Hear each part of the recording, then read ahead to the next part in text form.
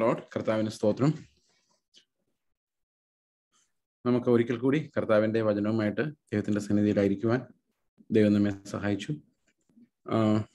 നമ്മൾ പുതിയ നിയമത്തിലൂടെയും വേദപുസ്തകത്തിലൂടെയുള്ള പൊതുവെയുള്ള അടിസ്ഥാന വേദോപദേശങ്ങളെ ട്രേസ് ചെയ്യുന്ന ഒരു പഠനത്തിലൂടെയാണ് നമ്മൾ കടന്നുപോയിക്കൊണ്ടിരിക്കുന്നത്. So will be going through different chapters of the Bible to understand the real core doctrine of Christianity. നിങ്ങൾക്ക് എല്ലാവർക്കും ആ പഠനത്തിലേക്ക് സ്വാഗതവും വന്ദനവും പറയുന്നു. ദൈവം നമുക്ക് എല്ലാവർക്കും വേണ്ട ഇൻസൈറ്റുകൾ തരട്ടെ. നമ്മുടെ ആത്മാവിനെ ദൈവം പ്രകാശിപ്പിക്കട്ടെ എന്ന് പ്രാർത്ഥിക്കുന്നു. നമ്മൾ ജീവൻ ചുരുക്കി പറഞ്ഞാൽ ഇതാണ് നമ്മൾ മനസ്സിലാക്കാൻ ശ്രമിച്ചുകൊണ്ടിരിക്കുന്നത്. സുവിശേഷം നമ്മൾ വായിക്കുമ്പോൾ 4 സുവിശേഷങ്ങളാണ് രേഖപ്പെടുത്തപ്പെട്ടിട്ടുള്ളത്. അത് ഒരു സുവിശേഷം തന്നെയാണ്, 4 വേർഷൻസ് ആണ് നമുക്കുള്ളത്. മത്തായി, മർക്കോസും ലൂക്കോസും യോഹന്നാനും. ഇത് മത്തായി, മർക്കോസും ലൂക്കോസ് ഏതാണ്ട് ഒരുപോലെയാണ് നമുക്കറിയാം. പക്ഷേ ആദ്യം മത്തായിയുടെ, മർക്കോസിന്റെ, ലൂക്കോസിന്റെ സുവിശേഷം വായിച്ചാൽ നമുക്കൊരു കൺഫ്യൂഷൻ ഉണ്ട്. ആ കൺഫ്യൂഷൻ എന്താണെന്ന് വെച്ച് കഴിഞ്ഞാൽ അത് അനുസരിക്കാൻ പറ്റാത്ത കുറെ കൽപ്പനകളായിട്ടാണ് നമുക്ക് അനുഭവപ്പെടുന്നത്. അതായത് ഗിരിപ്രഭാഷണമായാലും അതിനുശേഷം പറഞ്ഞിട്ടുള്ള കർത്താവിൻ്റെ ഉപദേശങ്ങളായാലും നമുക്ക് പലപ്പോഴും അനുസരിക്കാൻ സാധിക്കാത്ത ആയിട്ടാണ് നമുക്കത് മനസ്സിലാകുന്നത്. നിങ്ങളനുസരിച്ചവരൊക്കെ ഇരിപ്പുണ്ടോ എന്ന് എനിക്കറിയില്ല. ബട്ട് ഫോർ മീ അത് വളരെ പെയിൻഫുൾ ആയിട്ടാണ് എനിക്ക് തോന്നിയിട്ടുള്ളത് വായിക്കുമ്പോഴെല്ലാം. അപ്പോൾ അതെങ്ങനെ നമുക്ക് അനുസരിക്കാൻ പറ്റും എന്നുള്ളൊരു ചോദ്യം. അത് അനുസരിക്കാതിരിക്കാൻ പറ്റും, വിട്ടുകളയാൻ പറ്റും. എന്താ ചെയ്യേണ്ടത്? നായയുടെ കയ്യിൽ പുതിയാത്ത തേങ്ങ കിട്ടിയാൽ അത് എന്ത് ചെയ്യും? പണ്ടൊരു ചൊല്ലുണ്ടല്ലേ, ഒന്നും ചെയ്യാൻ പറ്റത്തില്ല. നിങ്ങൾ നമുക്ക് വേണേൽ പ്രസംഗിച്ച് പ്രബന്ധങ്ങൾ ഉണ്ടാക്കാം. അനുസരിക്കാൻ പറ്റാതെ പ്രബന്ധങ്ങൾ ഉണ്ടാക്കിയിട്ട് എന്ത് കാര്യം? അപ്പോൾ ഈ ഒരു കൽപ്പനകൾ ഭയങ്കര കഠിനമായി നമ്മുടെ മുമ്പിലുണ്ട്. പക്ഷെ പലപ്പോഴും നമ്മളതിനെ വിട്ടുകളയാണ് ചെയ്യുന്നത്. കാരണം എന്ത് ചെയ്യണമെന്ന് നമുക്കറിയില്ല. ഇപ്പൊ സഭകളിലത് പഠിപ്പിക്കാൻ പ്രയാസം. നിങ്ങൾക്കുള്ളതെല്ലാം വിറ്റ് ദരിദ്രർക്ക് കൊടുത്തിട്ട് തന്നെ അനുഗമിക്കുകയെന്ന് സഭയിൽ പറയാൻ പ്രയാസമാണ്. ദൈവം തൻ്റെ രാജ്യത്തെ നിങ്ങൾക്ക് നൽകാൻ പ്രസാദിച്ചിരിക്കുന്നതുകൊണ്ട് നിങ്ങൾക്കുള്ളത് വിറ്റ് ഭിക്ഷ കൊടുപ്പിൻ. എന്തൊക്കെയാ കർത്താവ് പറഞ്ഞു വെച്ചേക്കും? എന്ത് ചെയ്യും? ഇങ്ങനെയൊക്കെ പറഞ്ഞാൽ എന്ത് ചെയ്യും? അപ്പോൾ അതുമാത്രമല്ല, എല്ലാ കൽപ്പനകളിലും ആ ഒരു കട്ടി നമുക്ക് ജഡത്തിന് വിഷമം തോന്നിപ്പിക്കുന്നു. ആ ധനവാനായ മനുഷ്യൻ നമ്മുടെ എല്ലാം ഒരു പ്രതിനിധിയാണ്. Young rich ruler. അദ്ദേഹത്തിന് പണമായിരുന്നു കൂടുതലുള്ളത്. നമുക്ക് പല കാര്യങ്ങളും കൂടുതലുണ്ട്. അപ്പോൾ നമുക്ക് ഏറ്റവും പ്രിയമുള്ള സാധനങ്ങളെ വിട്ട് കളഞ്ഞിട്ട് വരാൻ പറയുമ്പോൾ നമുക്ക് എല്ലാവർക്കും പെയിനാണ്. കഠിനമായ ഉപദേശങ്ങൾ നമുക്ക് എല്ലാവർക്കും വേദന ഉണ്ടാക്കുന്നത്. അപ്പോൾ വേദന ഉണ്ടാക്കുമ്പോൾ നമ്മുടെ സൊല്യൂഷൻ എന്താണെന്നുള്ളതാണ്. ഈ കഠിനമായ കൽപ്പനകൾ നമുക്ക് എല്ലാവർക്കും നമ്മുടെ ജീവിതത്തിൽ കഠിനമായ കർത്താവിൻ്റെ കൽപ്പനകൾ ഒരിക്കലല്ലെങ്കിൽ വേറൊരിക്കൽ വന്നിട്ടുണ്ട്. അപ്പോൾ അത് നമുക്ക് അനുസരിക്കാൻ പറ്റാതെ പോകുന്നത് എന്തുകൊണ്ടാണ്? ആ ധനവാനായ മനുഷ്യനെ സംബന്ധിച്ച് അവൻ പരാജയപ്പെട്ടു പോയി. നമ്മൾ പലപ്പോഴും പരാജയപ്പെടുന്നുണ്ടെങ്കിലും നമ്മൾ മൈൻഡ് ചെയ്യുന്നില്ല. അതുകൊണ്ട് നമ്മൾ ജയിച്ചവരെ പോലെയാണ് നടക്കുന്നത്. പക്ഷെ ശരിക്കും ആ ധനവാനായ മനുഷ്യൻ പരാജയപ്പെട്ട അതേ കോർണറിൽ നമ്മൾ പലപ്പോഴും പരാജയപ്പെട്ട് തന്നെയാണ് കിടക്കുന്നത്. നിങ്ങൾ സത്യസന്ധരാണെങ്കിൽ നിങ്ങൾക്കത് മനസ്സിലാവും. ശരിക്കൊന്നും നമ്മളെ പരിശോധിച്ച് നമുക്ക് മനസ്സിലാവും നമ്മൾ എല്ലായിടത്തും ഏതാണ്ട് പൊളിഞ്ഞവർ തന്നെയാണ്, ഞാൻ ഉൾപ്പെടെ. ഒരു സ്ഥലത്ത് നമ്മൾ അനുസരിച്ചാൽ വേറൊരു സ്ഥലത്ത് അനുസരിക്കാൻ. അപ്പോൾ എല്ലാ പ്രമാണങ്ങളും കൃത്യമായിട്ട് അനുസരിച്ചാലേ നമുക്ക് നീതിമാൻ എന്ന് പറയാൻ പറ്റൂ. അപ്പോൾ ഇതൊരു വലിയ ഒരു ക്രൈസിസ് ആണ് ക്രിസ്ത്യാനിറ്റിയെ സംബന്ധിച്ച്. എങ്ങനെ അനുസരിക്കും? നമുക്കിതിൽ പുകഴ്ന്നാൽ മാത്രം മതിയോ? നമുക്കിതിൽ ബോസ്റ്റ് ചെയ്ത് നമുക്ക് നമ്മളെ പോലുള്ളൊരു പ്രമാണം ആർക്കും ഇല്ല, ഇങ്ങനെ ആരെങ്കിലും പറഞ്ഞിട്ടുണ്ടോ നമ്മൾ സ്വയം ഫ്ലാറ്റർ ചെയ്താൽ മതിയോ മറ്റുള്ളവരുടെ മുമ്പിൽ? അനുസരിക്കണ്ടേ? ആ ചോദ്യത്തിൻ്റെ ഉത്തരമാണ് യോഹന്നാന്റെ സുവിശേഷം. അപ്പോൾ ഇത്രയും വലിയൊരു നീതിയുടെ പ്രസന്റേഷൻ കഴിഞ്ഞ ശേഷം യോഹന്നാന്റെ സുവിശേഷത്തിൽ നമുക്ക് അനുസരിക്കാൻ പറ്റാത്ത ഒരു കാര്യവും ഇല്ല. അതാണ് അതിൻ്റെ ഏറ്റവും വലിയ ഡിഫറൻസ്. അത് എന്തുകൊണ്ട് അത്ര ലളിതമായിട്ട് തോന്നി? യോഹന്നാന്റെ സുവിശേഷത്തിലെ കൽപ്പനകൾ സത്യം പറഞ്ഞാൽ ക്രോസ് എക്സാമിൻ ചെയ്ത് കഴിഞ്ഞാൽ ഏറ്റവും ടഫാണ്. സ്നേഹത്തെക്കുറിച്ച് പറയുന്നുണ്ട്. സ്നേഹം എന്ന കൽപ്പനയെ കുറിച്ച് പറയുന്നുണ്ട്. പക്ഷേ അത് നമുക്ക് അത്ര ടഫായിട്ട് അനുഭവപ്പെടുന്നില്ല. അതിൻ്റെ കാരണം എന്താണെന്ന് വെച്ച് കഴിഞ്ഞാൽ യോഹന്നാൻ ശരിക്കും നമ്മളോട് എക്സ്പ്ലെയിൻ ചെയ്യുന്നത് ഈ അനുസരണത്തിലേക്ക് എങ്ങനെയാണ് വരേണ്ടത് എന്നുള്ളതിൻ്റെ തിയറിയാണ്. So it is important to understand how we will be made capable of obedience. ധനവാനായ മനുഷ്യൻ നമ്മുടെ ഒരു പ്രതിനിധിയാണെന്ന് പറയാനുള്ളൊരു കാരണം അവനെ പോലെ നമ്മൾ നിസ്സഹായരാണ്. പക്ഷെ അവിടെ ഒരു ആശ്വാസത്തിന്റെ ശബ്ദമുണ്ട്. എന്താണ്? മനുഷ്യരാൽ അത് അസാധ്യമെങ്കിലും ദൈവത്താൽ അത് സാധ്യം. അവിടെയാണ് ധനവാന്റെ കഥ അവസാനിക്കുന്നത്. അപ്പൊ ധനവാന്റെ കഥ നമ്മളെ പഠിപ്പിക്കുന്നത് മനുഷ്യരാൽ അസാധ്യമായ, ദൈവത്താൽ മാത്രം സാധ്യമായ ഒരു ജീവനാണ് നമുക്ക് നൽകപ്പെടുന്നത്. അത് ഉയരത്തിൽ നിന്ന് ലഭിക്കുന്നതാണ്. നമ്മുടെ കഴിവിനാൽ നമ്മൾ നന്നാകുന്നതല്ല. ഇതാണ് യോഹന്നാൻ നമ്മളോട് പറയുന്നത്. അപ്പോൾ ദൈവം എങ്ങനെയാണ് ഇത് സാധിപ്പിക്കുന്നത്? മനുഷ്യരാൽ അസാധ്യമാണ്. ദൈവം എങ്ങനെയാണ് നമ്മളിൽ ഈ അനുസരണത്തെ സാധിപ്പിക്കുന്നത് എന്നുള്ളതിന്റെ തിയറിയാണ് പുതിയ നിയമം മുഴുവൻ. ഇപ്പൊ പുതിയ നിയമത്തിന്റെ ഏറ്റവും പ്രധാനപ്പെട്ട പ്രമാണം എന്ന് പറയുന്നത് എങ്ങനെ നമ്മളെ അനുസരിപ്പിക്കാം എന്നുള്ളതാണ്. നിങ്ങൾക്ക് താല്പര്യമുണ്ടോ അനുസരണത്തിലേക്ക് നടക്കണമെന്ന്? സൂക്ഷിച്ച് പറയണം. കാരണം എന്താണെന്ന് വെച്ച് കഴിഞ്ഞാൽ നമുക്ക് എല്ലാവർക്കും ആഗ്രഹം ഉണ്ടെന്ന് തോന്നിയാലും അത്രയൊന്നും ആഗ്രഹം ഇല്ല എന്നുള്ളതാണ് യാഥാർത്ഥ്യം. കാരണം നമുക്ക് അനുസരിക്കുന്നവരായി കാണപ്പെടണമെന്നുണ്ട്. പക്ഷെ അനുസരണത്തിന്റെ കട്ടി ആലോചിക്കുമ്പോൾ നമുക്ക് കർത്താവേ ആ ധനവാനോട് പറഞ്ഞ പോലെ എന്നോട് പറയല്ലേ എന്നൊരു പ്രാർത്ഥനയോടെയാണ് നമ്മൾ ഓരോ ദിവസവും നമ്മുടെ ചെക്കും ക്യാഷും അക്കൗണ്ട് ബാലൻസും ചെക്ക് ചെയ്തുകൊണ്ടിരിക്കുന്നത്. ആ ധനവാനോട് പറയുന്നതെല്ലാം വല്ലോ നമ്മളോട് പറഞ്ഞാൽ നമ്മൾ എപ്പം നാട് വിട്ട് പോയി എന്ന് ആലോചിച്ചാൽ മതി. അദ്ദേഹം വിഷമിച്ചോണ്ടാ പോയത്, നമ്മൾ വിഷമിക്ക് പോരുമില്ല. സോ അപ്പൊ തീർച്ചയായിട്ടും ഒരു ടഫ് സൈഡിലോട്ട് സുവിശേഷം നമ്മളെ കൊണ്ടുപോകും. അത് എന്തിനു വേണ്ടിയാണെന്നറിയോ? നമ്മളെ പുറത്താക്കാൻ വേണ്ടിയല്ല. അത് ദൈവത്താൽ അത് സാധിക്കും എന്നുള്ളതാണ് സുവിശേഷത്തിന്റെ മിറക്കിൾ. അത് നമ്മുടെ ജഡം കൊണ്ടല്ലാത്ത ഒരു നീതി, ഉയരത്തിൽ നിന്ന് വെളിപ്പെട്ട ഒരു നീതി നമ്മളെ അനുസരിക്കുന്നവരാക്കി മാറ്റും എന്നുള്ളതാണ് പുതിയ നിയമ പുസ്തകം. അത് തന്നെയാണ് പഴയ നിയമവും. പുതിയ നിയമം എന്ന പൊരുൾ വായിച്ച് മനസ്സിലാക്കിയ ശേഷം പഴയ നിയമത്തിലോട്ട് പോയി കഴിയുമ്പോൾ ആ പഴയ നിയമത്തിലെല്ലാം നമുക്ക് ഇത് കാണാൻ പറ്റും. ഈ അനുസരണത്തിലേക്ക് അവരെങ്ങനെ നയിക്കപ്പെട്ടു. എബ്രാഹിമിന്റെ കഥയൊക്കെ അതാണ്. എങ്ങനെയാണ് ഇമ്പോസിബിൾ കാര്യത്തിലേക്ക് അല്ലെ എബ്രാഹിം പോയത്? He obeyed something that was almost impossible for a man to do in his flesh. ഏകജാതനായ പുത്രനെ, അതും ആറ്റുനോറ്റ് 100-ാം വയസ്സിൽ കിട്ടിയ പുത്രനെ യാഗമർപ്പിക്കാൻ പറയുമ്പോൾ അത് അനുസരിക്കണമെങ്കിൽ something produced an obedience in him. അതെന്താണ് ആ ഒബീഡിയൻസ് അവനിൽ ഉണ്ടാക്കിയത്? ആ ഒബീഡിയൻസ് ഉണ്ടാക്കിയെടുത്തത് ദൈവമാണ്. ആ ഒബീഡിയൻസിന്റെ തുടക്കം എന്ന് പറയുന്നത് അവനെ നീതീകരിക്കുന്നതായിരുന്നു. ഉൽപ്പത്തി പുസ്തകത്തിന്റെ 15:6 അവൻ ദൈവത്തിൽ വിശ്വസിച്ചു, അത് അവന് നീതിയായി കണക്കിട്ടു എന്ന് എഴുതിയിട്ടുണ്ട്. അവിടെ തൊട്ട് അവൻ നീതിമാനാണ്. അവൻ അറിയില്ല അവൻ നീതിമാനായ വിവരം. നീതിമാനായ വിവരം ആർക്കും അറിയത്തില്ല. By his faith God made him righteous. അവൻ അറിയുന്നേ ഇല്ല. പക്ഷെ എല്ലാവരും അറിഞ്ഞത് എപ്പോഴാണെന്നറിയാം? അവൻ കൊച്ചിനെ യാഗമർപ്പിക്കാൻ വേണ്ടി പോകുമ്പോഴാണ്. അപ്പോഴാണ് മനസ്സിലായത് ഒരു ഭയങ്കര പണിയാണ് എബ്രാഹിമിന്റെ ലൈഫിൽ നടന്നിട്ടുള്ളതെന്ന്. പഴയ നിയമത്തിലെ കഥകളെല്ലാം അങ്ങനെയാണ്. God produces an obedience in them which is humanly not possible. ഹോശയ തലയ്ക്ക് ഓളം വിട്ടു അത് യേശയുടെ കഥ വായിച്ചു.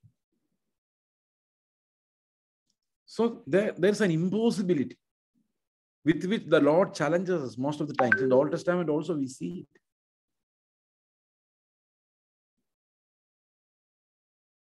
Okay, ആ അനുസരണത്തിലേക്ക് എങ്ങനെയാണ് അവർ നടന്നതെന്നുള്ളത് അതാണ് എബ്രായർ 11 പറയുന്ന നമ്മുടെ പൂർവ്വപിതാക്കന്മാരുടെ കഥകൾ. അതെല്ലാം വിശ്വാസത്താൽ അവരെങ്ങനെ ഒരു വലിയ സാക്ഷ്യം പ്രാപിച്ചു എന്നുള്ളതിന്റെ കഥകളാണ്, ഇല്ലസ്ട്രേഷൻസ് ആണ്. അപ്പോൾ അതുപോലെ നമ്മളിലും നമ്മുടെ ഉള്ളിൽ ദൈവം ആരംഭിച്ച ഒരു നീതീകരണം, ഒരു ജസ്റ്റിഫിക്കേഷൻ ബൈ ഫെയ്ത്ത്, അത് നമ്മിൽ അനുസരണമായി മാറും. That's the beginning point. God has made us righteous. അത് വേറൊരു ഭാഷയെ പറഞ്ഞാൽ, നമ്മൾ പെന്തക്കോസ്തുകാർക്ക് പ്രത്യേകിച്ചും മനസ്സിലാകാത്ത ഒരു വിഷയമാണ് ഇനി പറയാൻ പോകുന്നത്.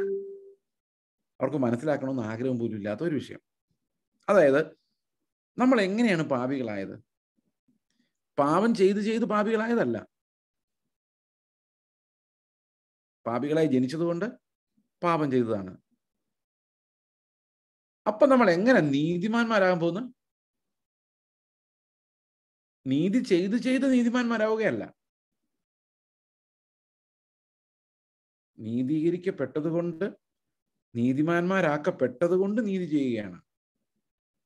പാപികളായി ജനിച്ചത് കൊണ്ട് നമ്മൾ പാപം ചെയ്യുന്നു എന്നതുപോലെ തന്നെ നമ്മൾ ദൈവത്തിന്റെ ആത്മാവിനാൽ വീണ്ടും ജനിപ്പിക്കപ്പെട്ടത് കൊണ്ട് നീതിയുടെ ദാസന്മാരായി തീർന്നതുകൊണ്ട്, റോമാലേഖനം 6-ാം അധ്യായത്തിൽ പറയുന്ന പോലെ നീതിയുടെ ദാസന്മാരായി നമ്മൾ രണ്ടാമത് ജനിച്ചത് കൊണ്ടാണ് നമ്മൾ നീതി പ്രവൃത്തികൾ ചെയ്യുന്നത്.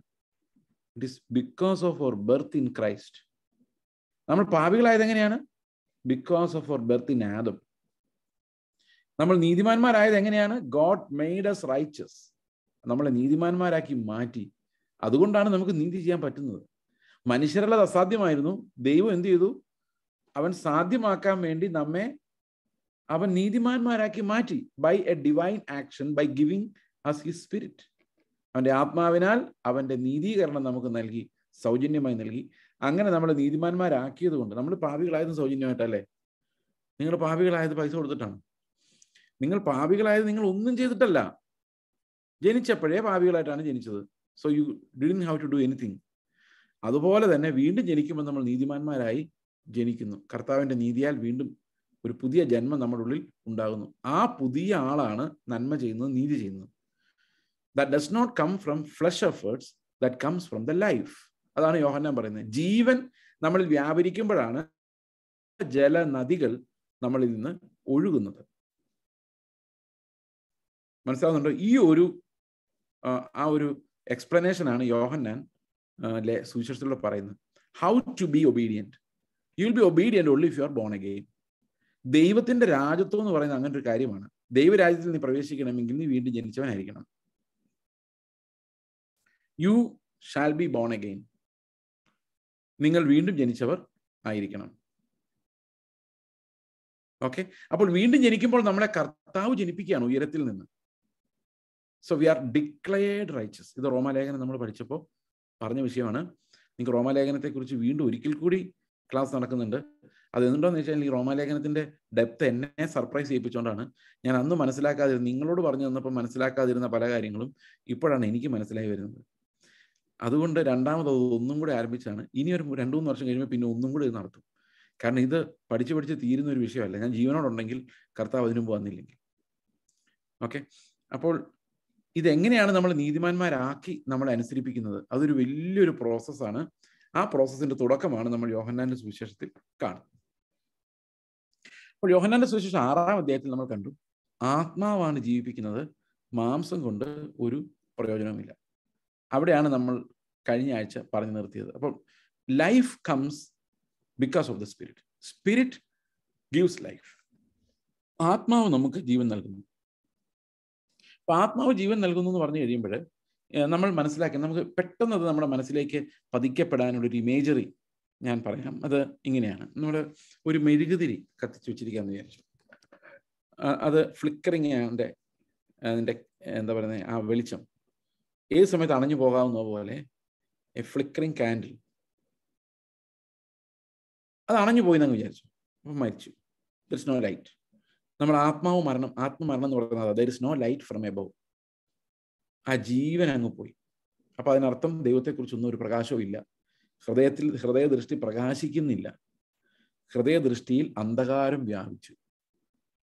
മെഴുകുതിരി അവിടെ ഉണ്ട്, ആത്മാവ് അവിടെ ഉണ്ട്, പക്ഷെ അത് കത്തുന്നില്ല, ജീവനില്ല. കർത്താവിന് വേണ്ടി കാത്തിരുന്ന 10 കന്യകമാർ, 5 പേർ, എല്ലാവരുടെയും കയ്യിൽ സംഗതി ഉണ്ട്, പക്ഷെ കത്തുന്നില്ല. There is no life.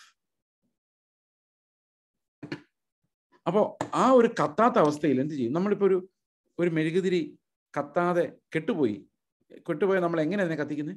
വേറൊരു മെഴുകുതിരി കൊണ്ടുവന്ന് അതിന് മുകളിലേക്ക് പിടിപ്പിക്കുമ്പോൾ ഇത് തീ അതിനെ കത്തിക്കുക, അല്ലേ? അങ്ങനെയല്ലേ ചെയ്യുന്നത്? നമ്മളൊരു തീയിൽ നിന്നാണ് തീ കൊടുക്കുന്നത്, റൈറ്റ്? അതുപോലെ ദൈവത്തിന്റെ ആത്മാവ് നമ്മുടെ ചത്ത് കിടക്കുന്ന ആത്മാവിലേക്ക് ഇറങ്ങി വന്ന്, ജീവനില്ലാതെ കിടക്കുന്ന ആത്മാവിലേക്ക് ഇറങ്ങി വന്ന് അതിന് ജീവൻ കൊടുത്ത് കത്തിക്കുന്ന ആ ഒരു പരിപാടിയാണ് നമ്മൾ വീണ്ടും ജനനം എന്ന് പറയുന്നത്. അങ്ങനെ ആത്മാവിനാൽ നമ്മൾ ജീവൻ പ്രാപിച്ചു. ഈ ജീവൻ പ്രാപിച്ചിട്ട് ആത്മാവ് അങ്ങ് പോയാൽ നമുക്ക് എന്ത് സംഭവിക്കുന്നറിയോ? നമ്മൾ പിന്നെയും ചാവും. കാരണം നമ്മുടെ കയ്യിലിരിപ്പ് അത്ര മോശമാണ്. ഒരൊറ്റ പാപം കൊണ്ടല്ലേ ആദം തകർന്ന് വെളിയിൽ പോയത്. അപ്പൊ ദൈവാത്മാവ് നമ്മൾ പ്രവർത്തിക്കുന്നില്ലെങ്കിൽ നമുക്ക് ജീവനില്ല. It is not just that the Holy Spirit gives you life. We should also understand that Holy Spirit keeps this life on, the switch on. If the Holy Spirit withdraws, there is no life. ആ മെഴുകുതിരി എടുത്ത് മാറ്റിയാൽ ഈ മെഴുകുതിരി അപ്പൊ തന്നെ കാറ്റിൽ അണഞ്ഞു. അതുകൊണ്ട് ആത്മാവ് എന്ത് ചെയ്യുന്നു? ആത്മാവ് നമ്മളിൽ തന്നെ വസിക്കുന്നു. വസിച്ചിട്ട് നമ്മുടെ അന്തരംഗത്തെ പ്രകാശപൂരിതമായി സൂക്ഷിക്കുന്നു. ദൈവത്തെക്കുറിച്ചുള്ള വെളിപ്പാടുകൾ നമ്മൾ ആത്മാവിന്റെ പ്രകാശത്തിലാണ് കാണുന്നത്. മനസ്സിലാവുന്നുണ്ട് ഞാൻ പറയുന്നത്? അപ്പൊ ഈ ജീവൻ നമ്മുടെ ഉള്ളിൽ ലഭിച്ചിട്ടുണ്ടെങ്കിൽ വി നോ ഗോഡ്. അവനെ അറിയുന്നത് തന്നെ നിത്യജീവനാണ്. We know God because there is light in us, because there is life in us. Life is the light of man. ഇതാണ് യോഹന്നാൻ പറഞ്ഞു വരുന്നത്. ഓക്കെ, ആത്മാവ് ജീവിപ്പിക്കുന്ന മാംസം കൊണ്ട് ഒരു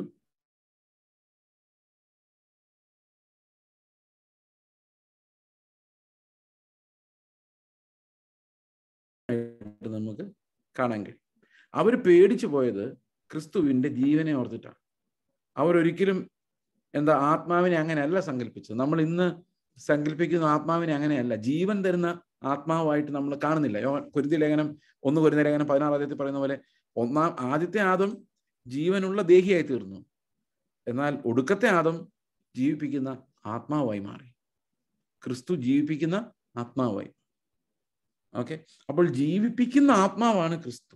Christ becomes the life giving spirit in us. പരിശുദ്ധാത്മാവ് നമ്മിൽ വരുമ്പോൾ ക്രിസ്തുവിന്റെ ജീവൻ നമ്മളിൽ പകരുന്നു എന്നാണ് അതിന്റെ അർത്ഥം. We become children of God by the action of the Holy Spirit. Okay, ഞാൻ ആത്മസ്നാനം എന്ന വിഷയത്തെക്കുറിച്ചല്ല, അല്ലെങ്കിൽ അങ്ങനെയുള്ള ഒരു തിയോളജിക്കൽ വ്യാഖ്യാനമല്ല ഞാൻ പറയുന്നത്. The work of the Holy Spirit which produces that new life in me. എന്നിൽ പുതിയ പ്രവൃത്തി, പുതിയ ജീവനെ ഉളവാക്കുന്ന ആത്മാവിന്റെ പ്രവൃത്തിയാണ് ശരിക്കും നമ്മളെ വീണ്ടും ജനിപ്പിക്കുന്നത്. റീജനറേഷൻ എന്ന് പറയും. We are regenerated by the Spirit of God. ഇതാണ് നമ്മൾ യോഹന്നാന്റെ സുവിശേഷത്തിൽ നമ്മൾ പ്രധാനമായിട്ടും കാണുന്ന വിഷയം. അതിന്റെ 20-ാം വാക്യത്തിൽ എടുത്തു പറയുന്നുണ്ട്,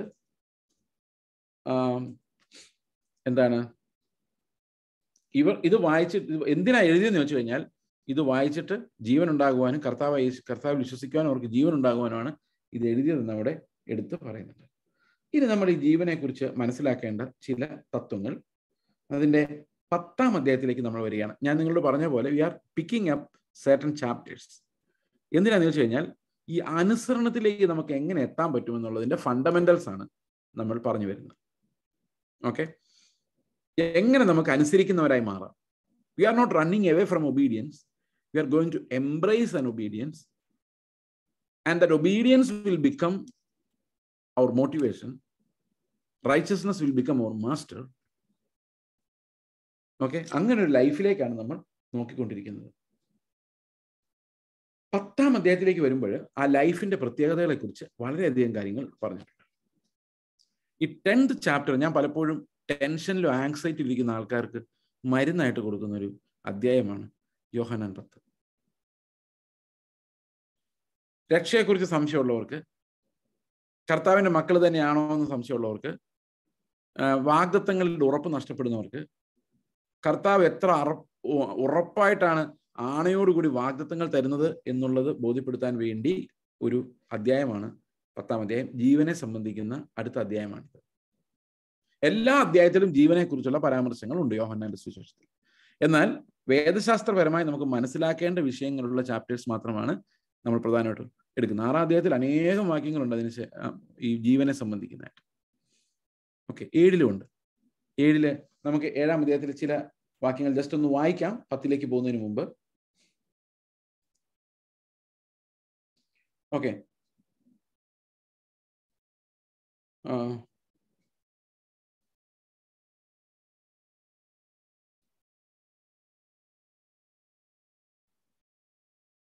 ഇവിടെ യേശുക്രിസ്തു 37 വാക്യത്തിൽ 7:37 പറയുകയാണ്, ഉത്സവത്തിന്റെ മഹാദിനമായ ഒടുക്കത്തെ നാളിൽ യേശു നിന്നുകൊണ്ട് ദാഹിക്കുന്നവനല്ല എൻ്റെ അടുക്കൽ വന്ന് കുടിക്കട്ടെ, എന്നിൽ വിശ്വസിക്കുന്നതിൻ്റെ ഉള്ളിൽ നിന്ന് തിരുവെഴുത്ത് പറയുന്നത് പോലെ ജീവജലത്തിന്റെ നദികൾ ഒഴുകും.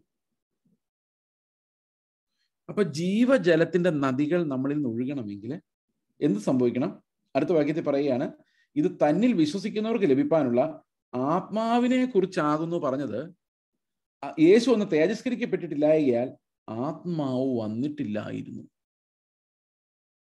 അപ്പോൾ യേശുക്രിസ്തു തേജസ്കരിക്കപ്പെട്ട ശേഷമാണ് ആത്മാവിനെ ഭൂമിയിലേക്ക് അയക്കുന്നത്.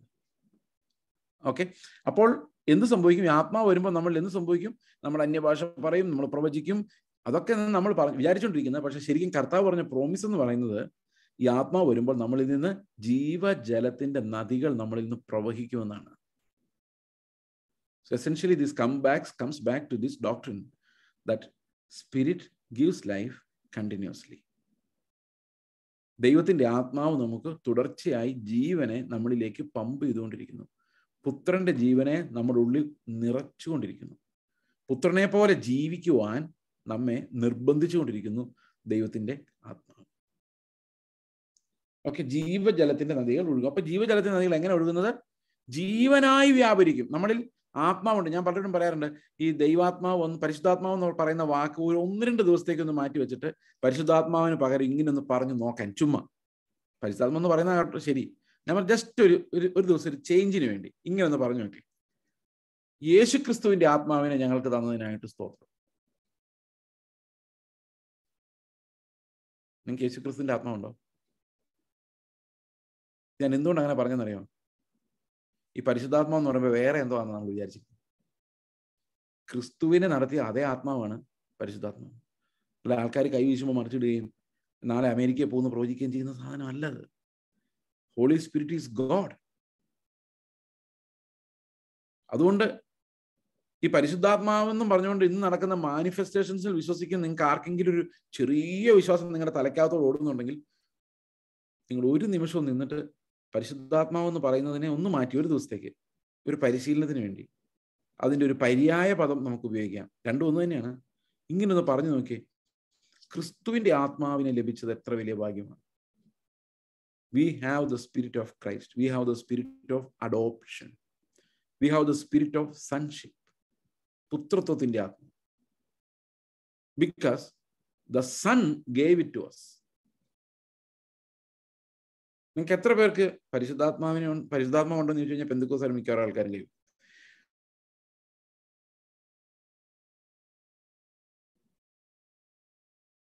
നിങ്ങൾക്ക് ക്രിസ്തുവിന്റെ ആത്മാവുണ്ടോ?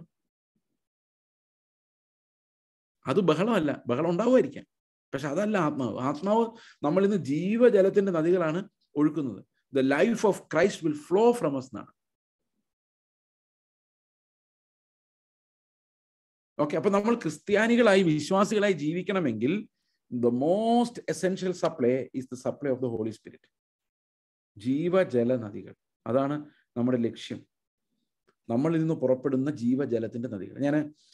എനിക്കിത് എങ്ങനെ വിശദീകരിക്കണം എന്നറിയില്ല. കാരണം this is not something that I can explain. ഇത് അനുഭവിക്കേണ്ട ഒരു കാര്യമാണ് ഈ ജീവജല നദികൾ എന്ന് പറയുന്നത്. നിങ്ങളിത് അനുഭവിച്ചിട്ടുണ്ടെങ്കിൽ നിങ്ങൾക്ക് എപ്പോഴെങ്കിലും സാക്ഷ്യം പറയാം. ഈ സാക്ഷ്യം പറയുമ്പോൾ കഴിഞ്ഞ ആഴ്ച ഞങ്ങളെ നടത്തി, അടുത്ത ആഴ്ച നടത്തുന്നതിനായിട്ട് സ്തോത്രം, കഴിഞ്ഞ ആഴ്ച ഞങ്ങൾ വിസ കിട്ടുമോ എന്ന് വിചാരിച്ച് പേടിച്ചു, അത് ദൈവം തന്നതിനായിട്ട് സ്തോത്രം. ഇതൊന്നും അല്ല സാക്ഷ്യം. അതൊക്കെ കുഴപ്പമില്ല, നല്ല കാര്യമാണ്. പക്ഷേ ഈ ജീവജലത്തിന്റെ നദികൾ നിങ്ങളിൽ ഒഴുകുന്നതായിട്ട് നിങ്ങൾ എപ്പോഴും ശ്രദ്ധയപ്പെട്ടിട്ടുണ്ടോ? അങ്ങനെ അനുഭവിച്ചിട്ടുണ്ടോ? ചില സമയത്ത് എനിക്കത് അനുഭവിക്കാൻ കഴിഞ്ഞിട്ടുണ്ട്. നമ്മുടേതല്ലാത്ത ഒരു കൃപയുടെ ഒഴുക്ക്. ഇപ്പം എന്നോട് മോശമായി ഒരാൾ സംസാരിച്ചുകൊണ്ടിരിക്കുകയാണെന്ന് വിചാരിച്ചു. അപ്പൊ ദൈവത്തിന്റെ ആത്മാവ് ഒരു നിമിഷം അവന്റെ അന്തരാത്മാവ് പിടയുന്ന വേദന അവന്റെ ഉള്ളിൽ അവൻ അനുഭവിക്കുന്നത് എന്നെ കാണിച്ചു തരുമ്പം എൻ്റെ ശത്രുവായിട്ടാണ് പെരുമാറുന്നതെങ്കിലും എൻ്റെ ജഡം പ്രൊഡ്യൂസ് ചെയ്യാത്ത ഒരു സ്നേഹം, എൻ്റെ ജഡത്തിന് ഒരിക്കലും പ്രൊഡ്യൂസ് ചെയ്യാൻ പറ്റാത്ത ഒരു സ്നേഹം നമ്മുടെ ഉള്ളിലേക്ക് വന്ന് നിറഞ്ഞ് അവനിലേക്ക് ഒഴുകുന്നത്, അതൊരു എക്സാമ്പിളാണ് ഈ ജീവജലത്തിന്റെ നദി. അത്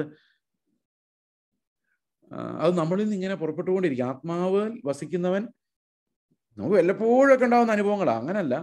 ഇത് കണ്ടിന്യൂസ്ലി ആയിട്ട് ആ നദി ഒഴുകിക്കൊണ്ടിരിക്കുന്ന പോലത്തെ ഒരു അനുഭവത്തെ കുറിച്ചാണ് യോഹന്നാനോട് പറയുന്നത്. The spirit produces in us such a blessing, a river of life, rivers of life, streams of life. ആഗ്രഹമുണ്ടോ ശരിക്കും? ഇത് ഏത് ആത്മാവ് ഉള്ളിലുള്ള എല്ലാവരുടെ ആഗ്രഹമാണ്. ആത്മാവിന്റെ നിറവിൽ, ജീവന്റെ നിറവിൽ നടക്കാൻ കഴിയുക എന്ന് പറയുന്നു. ഓക്കെ, അപ്പോൾ ജീവൻ വരുന്നു, ജീവന്റെ നിറവിൽ നമ്മൾ നടക്കുന്നു. This is what the gospel according to John teaches us mainly. Okay,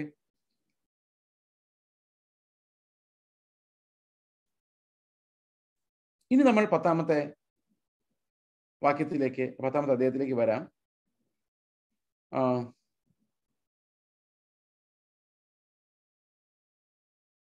ഈ 8ാമത്തെ അധ്യായത്തിലൊക്കെ ഒത്തിരി കാര്യങ്ങളുണ്ട്. ഇതിനകത്ത് 8ാമത്തെ അധ്യായത്തിൽ ഒരു കാര്യം കൂടെ ഞാൻ നിങ്ങളുടെ ശ്രദ്ധയിൽപ്പെടുത്തണമെന്ന് ആഗ്രഹിക്കുന്നത് ഈ പാപിനിയായ സ്ത്രീയുടെ കഥ. പാപിനിയായ സ്ത്രീ എന്ന് പറയുന്ന ഒരു ബ്രോക്കൺ ലേഡിയാണ്. ഒരു ഭയങ്കര പാപത്തിലാണ് ജീവിക്കുന്നെങ്കിലും അവരുടെ ഉള്ളിൽ തകർക്കപ്പെട്ട ഒരു ആളുണ്ട്, കംപ്ലീറ്റ്ലി ബ്രോക്കൺ. ഞാൻ അങ്ങനെയുള്ള ചില ആളുകളെ ഈ ദിവസങ്ങളിൽ കണ്ടു. Totally broken. പാപം ചെയ്ത് മാത്രമല്ല, അവർ ജീവിതത്തിൽ അനുഭവിച്ച പ്രയാസങ്ങളും കഷ്ടങ്ങളും ഒറ്റപ്പെടുത്തലുകളും നിന്ദയും അഭിമാനമില്ലായ്മയും അപമാനിക്കപ്പെടുന്ന അവസ്ഥയിലൂടെ കടന്നു പോകുന്ന ആൾക്കാർ.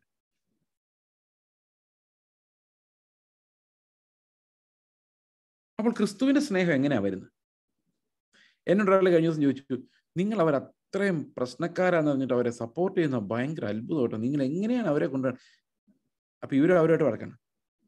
അപ്പൊ ഞാൻ പറഞ്ഞു, ശരിക്കും നമ്മൾ ഒരാളെ സ്നേഹിക്കുന്നത് അവർ തെറ്റാണോ ശരിയാണോ നോക്കിയിട്ടല്ല, കർത്താവ് അവരെ നമുക്ക് തന്നിട്ടുണ്ടോ ഇല്ലയോ എന്ന് നോക്കിയാണ്. ഒന്നുകൂടെ പറയാം, നമ്മൾ ഒരാളെ സ്നേഹത്തോട് ഇടപെടുന്നത് ആ ആൾ നല്ലത് പ്രവർത്തിച്ചത് കൊണ്ടോ നല്ലവരായതുകൊണ്ടോ അല്ല, പിന്നെ കർത്താവ് അവരെ നമുക്ക് തന്നതുകൊണ്ടാണ്. നിങ്ങൾ സഭയിലുള്ള സഹോദരന്മാരെ സ്നേഹിക്കുന്നത് അതിൽ ഇവയാണ് കൊള്ളാൻ കേട്ടോ, അയാൾ നല്ല പെരുമാറ്റം കേട്ടോ, ഇവൻ ശരിയല്ല, അവനോട് ഞാനിനി ഒരു കൂട്ടായ്മയില്ല.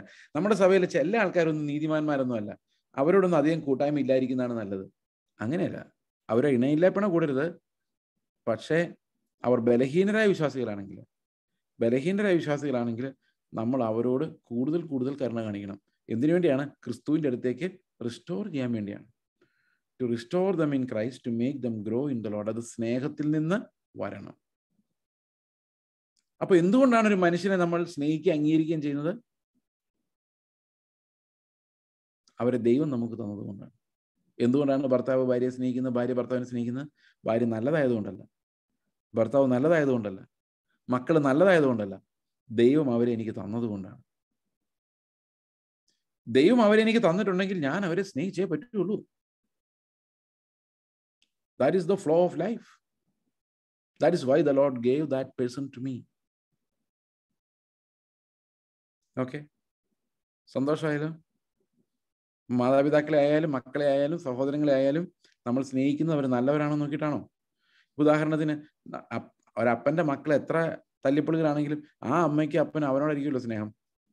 അയൽവക്കത്തെ കൊച്ച് നല്ല കൊച്ചാണ് എന്ന് വിചാരിച്ച് അവനെ സ്നേഹിക്കുമോ സ്വന്തം കുഞ്ഞുങ്ങളെക്കാളും? ഇല്ല. ഓക്കെ, അപ്പോൾ we love every one just because the Lord has given them to us. ചർച്ചിൽ എത്ര പറഞ്ഞാലും ആഗ്രഹമുണ്ട്, പക്ഷെ നന്നാകാൻ പറ്റാത്ത ഒത്തിരി ആൾക്കാരുണ്ട്. അവരനുഭവിച്ചിട്ടുള്ള വേദനകൾ ഭയങ്കരമായിരിക്കും ജീവിതത്തിൽ.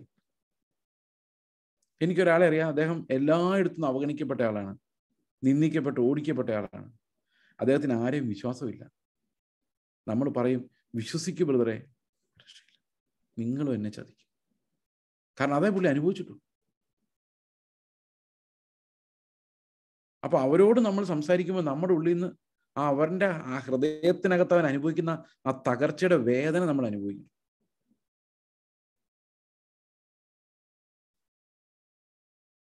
ഇത് കർത്താവിന്റെ ആത്മാവിന് മാത്രമേ സാധിക്കുള്ളൂ. That is how the life of the Lord flows through us to other people. അപ്പൊ ചർച്ച എന്ന് പറയുന്ന ഈ സ്നേഹം പ്രാക്ടീസ് ചെയ്യാനുള്ള ഏറ്റവും പ്രധാനപ്പെട്ട ഏരിയയാണ്. നിങ്ങൾക്ക് ഒരാളുടെ ദേഷ്യം ഉണ്ടെങ്കിൽ അയാളെയാണ് കൂടുതൽ സ്നേഹിക്കേണ്ടത്. അയാളുടെ കൂടെയാണ് നിങ്ങൾ പോയി ആഹാരം കഴിക്കുന്നത്. ഞാനിന്ന് ആലോചിച്ച കാര്യമാണ്. ദുബായിലൊന്നും പ്രാക്ടിക്കലൊന്നും ആയിരിക്കില്ല. പക്ഷെ ഞാനിവിടെ ആലോചിക്കുമായിരുന്നു, ഞങ്ങളുടെ ചർച്ചിലുള്ള ഓരോ സഹോദരങ്ങളുടെയും വീട്ടിൽ ഓരോ ദിവസവും രാവിലെ പോയി പാസ്റ്റർ വൈകിട്ട് വരെ ഇരിക്കണം. ഞാൻ ചുമ്മാ ഇങ്ങനെ ആലോചിച്ചു കേട്ടോ. എന്നിട്ട് അവരുടെ കൂടെ ചിന്തിക്കണം, അവരുടെ കൂടെ അവർ ചെയ്യുന്ന പണികളിൽ കൂടണം, അവരോട് വെളിയിൽ കറങ്ങാൻ പോകണം, സാധനങ്ങൾ വാങ്ങിക്കാൻ അവരോട് പോകണം. അപ്പോൾ പാസ്റ്റർ കൂടെയുള്ളപ്പോൾ എല്ലാ സാധനങ്ങളൊന്നും അവർ വാങ്ങിക്കില്ല. അപ്പോൾ ഇതെങ്ങനെയാണ് ഈ കാര്യങ്ങൾ അവർ ജീവിക്കുന്നത് എങ്ങനെയാണെന്നുള്ളതിലേക്ക് നമ്മൾ വല്ലപ്പോഴും സ്നേഹത്തിൽ, അല്ലാതെ ഭരിക്കാൻ വേണ്ടിയൊന്നുമല്ല, സ്നേഹത്തിൽ ഇടപെടണം. ഞാൻ ആലോചിക്കായിരുന്നു നല്ല, കാരണം ഇന്ന് ഞാൻ കൊരിന്ത് ലേഖനം ഒരു സഭയെ പഠിപ്പിച്ചുകൊണ്ടിരുന്നപ്പോൾ അവിടെ പൗലോസ് പറയാണ്, ഞാൻ കൊരിന്ത് സഭയിൽ ഇപ്രാവശ്യം വരുന്നില്ല, ലാസ്റ്റ് അധ്യായമാണ്. അപ്പം കൊരിന്ത് സഭയിൽ ഇപ്രാവശ്യം വരുന്നില്ല, കാരണം ഇപ്പോൾ വന്ന് അധികം നേരം നിങ്ങളോട് നിൽക്കാൻ പറ്റില്ല, എനിക്ക് കുറേ നാൾ നിങ്ങളോട് താമസിക്കണമെന്ന്. നമ്മളൊക്കെ ഒരു ദിവസം ഒരാഴ്ചയൊക്കെ വന്നത് തന്നെ അത്ഭുതമാണ് അല്ലേ. 10 ദിവസത്തിൽ കൂടുതലൊന്നും നിങ്ങൾക്ക് ആരെയും താങ്ങാൻ പറ്റില്ല. ഗൾഫിലെ സഭകളാണ് പിന്നെയും കുറച്ച് 10 ദിവസം 15 ദിവസം എന്നൊക്കെ പറയുന്നത്. ഇവിടുത്തെ ചർച്ചിലെ മീറ്റിംഗ്സ് പറഞ്ഞാൽ 2 ദിവസം 3 ദിവസം മാക്സിമം. അതിൽ കൂടുതലൊന്നും താങ്ങാനുള്ള കപ്പാസിറ്റി നമുക്കില്ല. അപ്പോഴാണ് പൗലോസ് പറയുന്നത്, ഞാൻ വന്ന് കുറേ നാൾ നിങ്ങളോട് താമസിക്കാൻ പോകുന്നു. പാസ്റ്ററുടെ ഉള്ളിൽ അങ്കലാപ്പ് ഉടനെ ഉണ്ടാവും. കാരണം പൗലോസ് ഭയങ്കര ജ്ഞാനിയായ മനുഷ്യനാണ്. ഇവൻ എത്ര പേരെ കൊണ്ടുപോകും എന്നുള്ളതാണ് പാസ്റ്റർ ആലോചിക്കുന്നത്. ആകെ എല്ലാവർക്കും അങ്ങോട്ടും ഇങ്ങോട്ടും പേടിയാണ്. അപ്പോൾ ഞാൻ വിചാരിക്കായിരുന്നു, ഈ പൗലോസ് ഒരു 5-6 മാസം ഒരു സഭയെ താമസിച്ചാലുള്ള അവസ്ഥ എന്തായിരിക്കും, അവിടുത്തെ വിശ്വാസികളുടെ അവസ്ഥ എന്തായിരിക്കും. പൗലോസ് ആരെയും വെറുതെ വിടുമെന്ന് എനിക്ക് അഭിപ്രായമില്ല. നമ്മൾ അങ്ങനെ രക്ഷപ്പെടി സ്കൂട്ടാവാൻ പറ്റത്തില്ല. കാരണം ഹി വിൽ ചേസ് us. എൻ്റെ പേരല്ല. അപ്പൊ ദൈവം നമ്മളെല്ലാവരെയും നോക്കിക്കൊണ്ടിരിക്കുന്നുണ്ട്. എപ്പോഴും നമ്മളോട് ദൈവമുണ്ട്. പക്ഷേ ശുശ്രൂഷകളും ജീവിതാനുഭവങ്ങളും നമ്മൾ അങ്ങോട്ടും ഇങ്ങോട്ടും പങ്കുവെക്കണം. We should share our times, not just the pastor. Share our times and thinking with our brethren. Okay, അപ്പോൾ അന്നേരം ഓർക്കണം, ഞാൻ പങ്കുവെക്കാൻ സ്നേഹം പ്രാക്ടീസ് ചെയ്യാൻ പോവാം. ഇപ്പൊ സ്നേഹം പ്രാക്ടീസ് ചെയ്യുമ്പം ചിലപ്പം ഈ സഹോദരിമാർ ചെയ്യുന്ന മിക്കവാറും ഒരു സഹോദരി ചെയ്യുന്ന മിക്കവാറും മറ്റു സഹോദരി പിടിക്കില്ല. കാരണം ഏറ്റവും കൂടുതൽ കുറ്റം കണ്ടുപിടിക്കാൻ പറ്റുന്ന ഒരു സഹോദരിക്ക് വേറൊരു സഹോദരിയുടേതാണ്. ലോകത്തിൽ ഏറ്റവും പെട്ടെന്ന് കുറ്റം മനസ്സിലാകുന്നത് സഹോദരിമാർക്കാണെന്നാണ് എൻ്റെ ചിന്ത. ഇപ്പം ആണുങ്ങൾ കണക്കാണ്. പണ്ടൊക്കെ സ്ത്രീകൾക്കായിരുന്നു പെട്ടെന്ന് ഈ കുറ്റം മനസ്സിലാകുന്നത്. അവർക്ക് വേറെ സ്ത്രീകളുടെ കുറ്റം അപ്പം തന്നെ മനസ്സിലാവും. അതിനൊരു താമസമില്ല, സെക്കൻഡിൽ അവർക്ക് പിടികിട്ടും. അവർ പറയും, നിങ്ങൾക്കൊന്നും മനസ്സിലാവില്ല അവരെ, എനിക്ക് അവരെ കണ്ടപ്പോഴേ മനസ്സിലായി. അത് അവരുടെ കഴിവ്, അത് കേട്ടോ, സമ്മതിച്ചേ പറ്റൂ.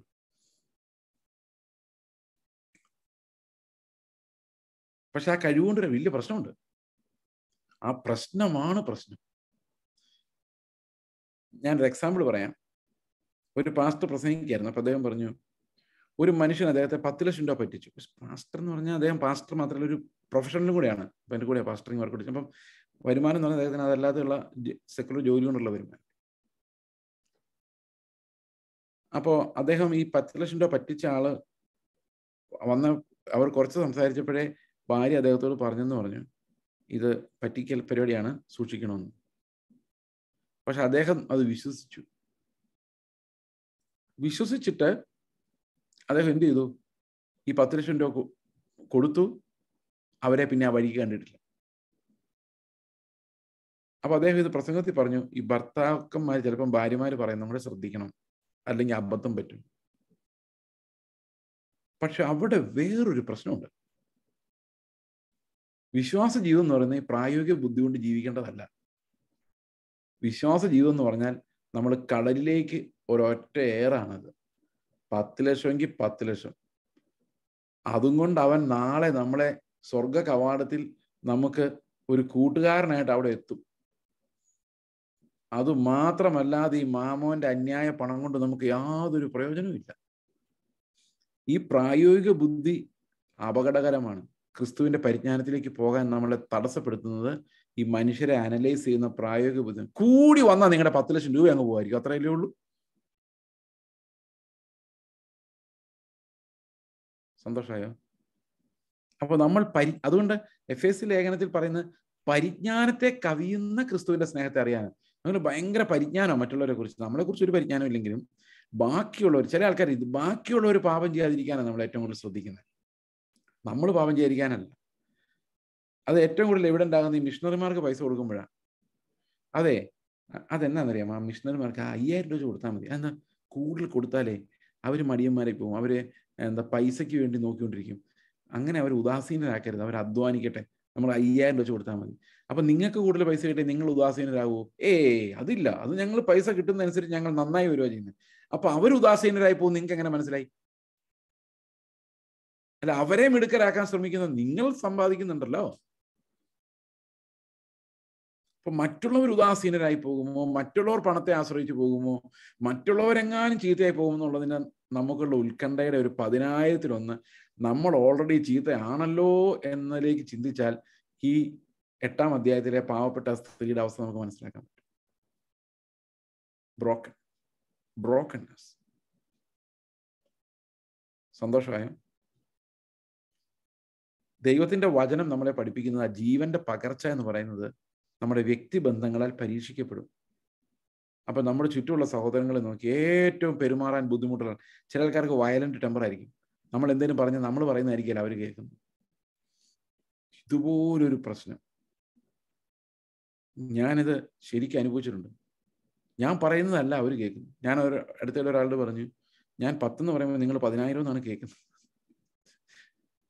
അത് രണ്ടാമത് ഞാൻ പറഞ്ഞപ്പം അവർക്ക് മനസ്സിലാകും, ശരിയാണല്ലോ, ഇങ്ങനെയാണല്ലോ പറഞ്ഞത്. But so difficult to handle such people. അപ്പം ഉടനെ നമ്മൾ ആലോചിക്കണം, ഇയാൾ കാണുന്ന പിക്ചർ അതാണ്, എന്ത് ചെയ്യാൻ പറ്റും? ഇപ്പൊ ഒരു പശു അവിടെ തലയാട്ടുമെന്ന് വിചാരിച്ചു, ഒരാൾ പറയണം കണ്ടോ എന്നെ കുത്താൻ വരുന്നതാണ്. നമ്മൾ പറയേ ഇത് ചുമ്മാ തലയാട്ടിയതാണ്. അയാളത് അങ്ങനെയാണ് കാണുന്നത്. അത് കുത്താൻ വന്നതല്ലെന്ന് ഞാൻ എത്ര പറഞ്ഞാലും പുള്ളിക്ക് മനസ്സിലാവില്ല. എന്ത് ചെയ്യാൻ പറ്റും? He so it. അപ്പൊ നമ്മൾ അവൻ എന്താ മണ്ടനാന്ന് പറഞ്ഞിട്ട് കാര്യമില്ല. That is what he so. അവന്റെ കണ്ണുകൾ അങ്ങനെയാണ് അവനോട് തലയോട് പറഞ്ഞത്. ചില സമയത്ത് നമ്മൾ പറയലേ, നമ്മൾക്ക് 100% ശരിയാണെന്ന് തോന്നുന്ന കാര്യങ്ങൾ പറയില്ല, അങ്ങനെ അല്ല സംഭവിച്ചതെന്ന്. ചിലപ്പം നിങ്ങളുടെ ഭാര്യ പറയായിരിക്കും, അത് അങ്ങനെ അല്ല എന്ന് പറഞ്ഞതെന്ന്. അപ്പൊ നിങ്ങളൊരു ഇല്ല, ഞാൻ ഇങ്ങനെ തന്നെയാ പറഞ്ഞത്. പക്ഷെ എന്ത് ചെയ്യാനാ, ഭാര്യ കേട്ടത് വേറെ രീതിയില്ല. നിങ്ങൾ അങ്ങനെയാ പറഞ്ഞതെന്ന് പറഞ്ഞിട്ട് യാതൊരു കാര്യവും ഇല്ല. വേറൊരാൾ വേറെ രീതി കേട്ടിരിക്കുക. ഇത് മാത്രമല്ല, മനുഷ്യരുടെ ബ്രെയിനിന് വേറെ പ്രതിസന്ധി ഉണ്ട്. ഉദാഹരണത്തിന്, നിങ്ങളൊരു വീട്ടിൽ ചെന്ന് അദ്ദേഹം പറയാണ്, ഓ വന്നല്ലോ. നിങ്ങൾ ഉടനെ പറയും, അയാൾ പറഞ്ഞു കേട്ടില്ലേ, വന്നല്ലോ എന്ന്.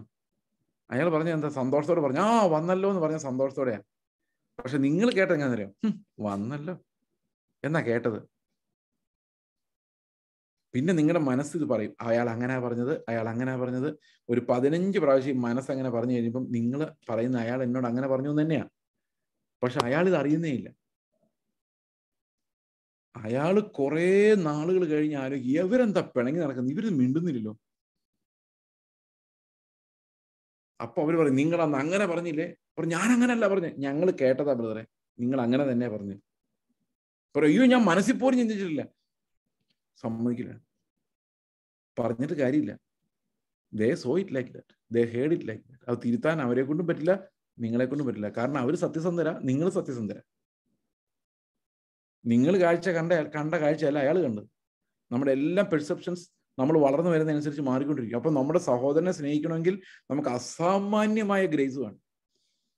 അത് പരിജ്ഞാനത്തെ കവിയുന്ന സ്നേഹമാകണമെങ്കിൽ ക്രിസ്തു നമ്മിൽ വസിച്ചിട്ടല്ലാതെ നമ്മളെ കൊണ്ട് കഴിയില്ല. ഈ ബന്ധങ്ങളിലെല്ലാം ക്രിസ്തു രാജാവായി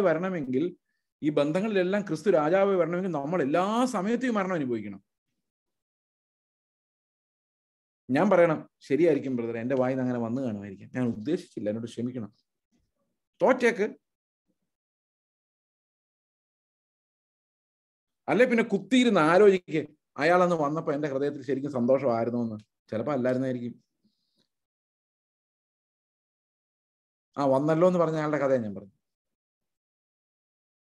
ചിലപ്പോൾ അയാൾ വന്ന് കണ്ടപ്പോൾ ഉള്ളിലൊരു സന്തോഷക്കുറവ് പുള്ളിക്ക് പിടികിട്ടി കാണും. നമുക്കറിയാൻ മേല നമ്മുടെ ഉള്ളിൽ എന്തോരം പാപം ഉണ്ടെന്നുള്ള കാര്യം.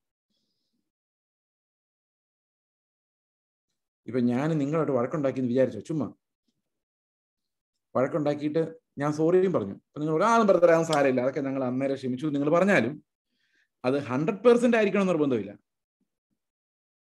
അതൊരു 65-70% ആയിരിക്കുള്ളൂ. മനുഷ്യന് അത്രേ പറ്റുള്ളൂ. നമുക്കറിയത്തില്ല നമ്മൾ പൂർണ്ണമായിട്ട് ക്ഷമിച്ചിട്ടില്ല എന്നുള്ള കാര്യം. നമ്മൾ വിചാരിക്കുന്നത് ക്ഷമിച്ചതാണല്ലോ, പറഞ്ഞതാണല്ലോ, വിട്ടതാണല്ലോ എന്നാണ്. പക്ഷെ നമ്മുടെ തലയ്ക്കകത്തുനിന്ന് പോലും അത് പോയിട്ടുണ്ടാവില്ല. അതുകൊണ്ട് പ്രിയ സഹോദരങ്ങളെ, ഹ്യൂമൻ റിലേഷൻഷിപ്സ് എന്ന് പറഞ്ഞാൽ ആകെ മെസ്സാണ്, മെസ്ഡപ്പാണ്, തൊട്ട സംശയമാണ്. അല്ലേ സഹോദരനെ? ഞാനൊരു ചെറിയ എക്സാമ്പിൾ പറയാം. ഇത് എൻ്റെ ദൈവമേ, എൻ്റെ അപ്പം കേൾക്കല്ലേ. ഞങ്ങളുടെ വീട്ടിൽ എൻ്റെ മതിലിനിട്ടൊരു വണ്ടി വന്നിടിച്ചു. വണ്ടി ഇടിച്ചാണ് എന്തിടിച്ചാന്ന് അറിയാൻ മേല, അത് പൊളിഞ്ഞു.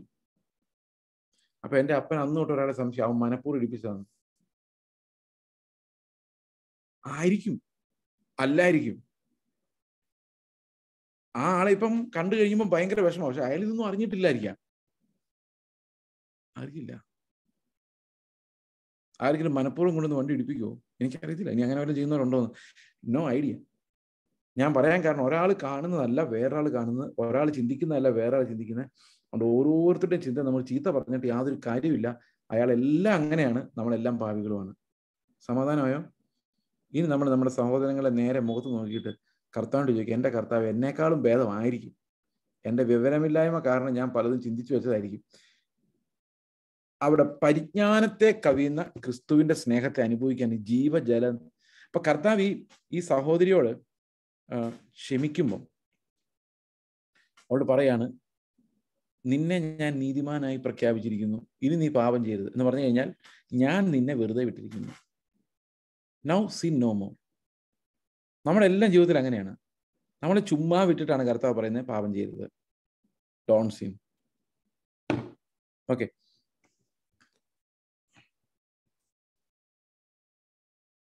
ഒരു മിനിറ്റ്.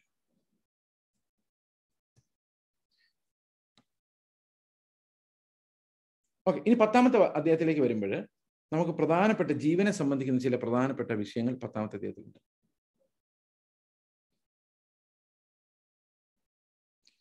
അത് 10ാം അധ്യായത്തിന്റെ 10ാം വാക്യം ഇസ് വെരി വെരി ഫേമസ്.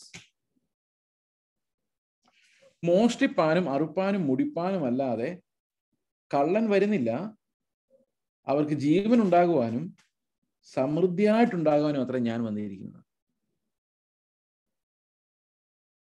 അത് പോട്ടെ, അതിനേക്കാളും വലിയൊരു ഭയങ്കര ഒരു സംഭവം അതിന് മുകളിൽ എഴുതിയിട്ടുണ്ട്. അത് 8ാം വാക്യം. എനിക്ക് മുൻപേ വന്നവർ ഒക്കെയും കള്ളന്മാരും കവർച്ചക്കാരും അത്രേ, ആടുകൾ അവരുടെ ശബ്ദം കേട്ടില്ല. എന്താണ് സംഭവം? ഈ കർത്താവിന് മുമ്പ് വന്നവരെല്ലാം കള്ളന്മാരും കവർച്ചക്കാരുമാണോ? ആണ്. ഞാൻ നിങ്ങളോടൊരു ചോദ്യം ചോദിക്കാം. ചരിത്രം പഠിച്ചിട്ടുള്ള ആൾക്കാർ നിങ്ങളുടെ ഇടയിൽ ഉണ്ടാവുമല്ലോ. ചരിത്രത്തിൽ യേശുക്രിസ്തുവിന് മുൻപുള്ള കാലഘട്ടത്തിൽ, അല്ലെങ്കിൽ ക്രിസ്ത്യാനിറ്റി സ്പ്രെഡ് ആകാത്തൊരു ദേശത്ത്, ഒരു ബന്ധവുമില്ലാത്ത, വിദൂരസ്ഥരായ, സ്വന്തം മതത്തിൽ പോലും പെടാത്ത ആളുകളെ അവരുടെ രോഗങ്ങളിൽ അവരെ ചെന്ന് കണ്ട് ശുശ്രൂഷിച്ച് പണം കൊടുത്ത് സഹായിച്ച് അങ്ങനെ സ്നേഹം കൊണ്ട് അങ്ങനെ ആളായി മാറിയ, അല്ലെങ്കിൽ പ്രശസ്തനായി മാറിയ ഓരോറ്റയാളെ കാണിച്ചു തരാം ചരിത്രത്തിൽ. ഒരാൾ പോലും ഇല്ല. പ്രവാചകന്മാർ, എല്ലാ മതങ്ങളിലും മത നേതാക്കന്മാർ, പുരോഹിതന്മാരെല്ലാം മറ്റു മതക്കാരോട് ഭയങ്കരമായ വൈരാഗ്യ ബുദ്ധിയെ കാണിച്ചിട്ടുണ്ട്. ഈ കള്ളന്മാരും കവർച്ചക്കാരും പറയുന്നതിന് അർത്ഥം ശരിക്കും ഒരു കൊള്ളക്കാരായിട്ട് വന്നു എന്നുള്ളതല്ല. അവരെല്ലാം ഹ്യൂമൻ ഇമോഷൻസിനെ ബേസ് ചെയ്തായിരുന്നു ശുശ്രൂഷകളെല്ലാവരും. ന്യായപ്രമാണം പോലും ദൈവത്തിന്റെ ദാനമായിട്ടും അതിനെക്കുറിച്ച് പറയുന്നത് കഠിന ഹൃദയമുള്ളവർക്ക് നൽകപ്പെട്ടു എന്നാണ്. കഠിന ഹൃദയമുള്ളവർക്ക് നൽകപ്പെട്ടു. ന്യായപ്രമാണം നീതിമാനല്ല, ആർക്കാണ്? ദോഷം ചെയ്യുന്നവർക്കാണ് നൽകിയത്. അതായത് മോഷ്ടിക്കാൻ സാധ്യതയുള്ളവരോടാണ് മോഷ്ടിക്കരുതെന്ന് പറഞ്ഞത്. ഉദാഹരണത്തിന്, ഞാൻ ദുബായിൽ വരാനിരുന്നപ്പോഴാണല്ലോ ലോക്ക്ഡൗൺ ആയത്. നിങ്ങൾക്ക് ഓർമ്മയുണ്ടെന്ന് ഞാൻ വിചാരിക്കുന്നു. എന്നിട്ടാണ് നമ്മൾ ഓൺലൈനിൽ സംസാരിച്ചത്. അന്ന് 15 ദിവസത്തേക്ക് ഞാൻ നിങ്ങളുടെ അടുത്ത് താമസിക്കാൻ തീരുമാനിച്ചിരിക്കുമായിരുന്നു. സപ്പോസ് വന്ന് താമസിച്ചിരിക്കട്ടെ, പാസ്റ്റർ വീട്ടിൽ വന്ന് തന്നെ താമസിച്ചു എന്ന് വിചാരിച്ചോ. അപ്പൊ പാസ്റ്റർ എന്നോട് പറയുവാണ്, ഇവിടെ താമസിക്കുന്നൊക്കെ കൊള്ളാം, പോകുമ്പോൾ ഇവിടുന്ന് വിലയുള്ള സാധനങ്ങളൊക്കെ പലതും ഇവിടെ കാണും, ഇതൊന്നും എടുത്തുകൊണ്ട് പോയേക്കരുത് എന്നോട് പറഞ്ഞു എന്ന് വിചാരിച്ചു. ഞാൻ എങ്ങനെയായിരിക്കും അത് ആ മറുപടി പറയുന്നത്? ഞാൻ പറയും, ഓക്കെ പാസ്റ്റർ, ശരി, ഞാൻ സൂക്ഷിച്ചോളാം, പാസ്റ്റർ പറഞ്ഞ നന്നായി, അല്ലെങ്കിൽ ഞാൻ വല്ലതൊക്കെ കൊണ്ടുപോയേനെ എന്ന് പറയുമോ? പറയല. എൻ്റെ മനസ്സ് ഭയങ്കരമായിട്ട് ദേഷ്യം വരും. സ്വയനീതി എന്ന് പറയും. ആ ദേഷ്യത്തെയാണ് നമ്മൾ സ്വയനീതി എന്ന് പറയുന്നത്. എന്നോട് അയാളത് പറഞ്ഞല്ലേ, ഞാൻ മോഷ്ടാവാന്നല്ലേ ഇതിന്റെ അർത്ഥം? ഇപ്പൊ മോഷ്ടിക്കരുതെന്ന് കർത്താവ് പറയുമ്പോൾ ഇത് വായിക്കുമ്പോൾ നമുക്ക് എന്താ തോന്നേണ്ടത്? എന്നോട് കർത്താവ് അത് പറഞ്ഞല്ലേ മോഷ്ടിക്കരുതെന്ന്. പൗലോസ് പറയും, ഇത് കേൾക്കുമ്പോൾ എനിക്ക് ഭയം തോന്നുവാണ്, ഞാൻ ഇത് ചെയ്യുമെന്നല്ലേ കർത്താവ് പറഞ്ഞതിന്റെ അർത്ഥം, ഇത് പറഞ്ഞില്ലെങ്കിൽ അല്ലേ? ഞാനിങ്ങനെ ആലോചിക്കുമായിരുന്നു, നമ്മുടെ ചർച്ചയിൽ നിന്നൊക്കെ സുവിശേഷ വേലയ്ക്ക് ആൾക്കാരെ വിടുമ്പോൾ, ദുബായിൽ അങ്ങനെ പറ്റിയല്ലായിരിക്കും, നമ്മുടെ നാട്ടിലൊക്കെ വിടുമ്പം പാസ്റ്റർ പ്രാർത്ഥിക്കുക, പ്രാർത്ഥിച്ചു വിടുക, കർത്താവെ നിങ്ങൾ പോകും, ഉപദേശിച്ചു വിടുവാണ്, നിങ്ങൾ പോകുമ്പം വല്ല വീടുകളിലും ചെന്ന് അവിടെയുള്ള സഹോദരിമാരോടും ഒക്കെ മര്യാദയ്ക്ക് പെരുമാറണം, അവിടുത്തെ സംഗതികളൊന്നും എടുത്തുകൊണ്ട് പോരല്ലെന്നൊക്കെ പറഞ്ഞു വിടേണ്ട ഗതികേടാണ്. ആ സഭയുടെ ആത്മീയാവസ്ഥ എന്തായിരിക്കും എന്ന് ആലോചിക്കും.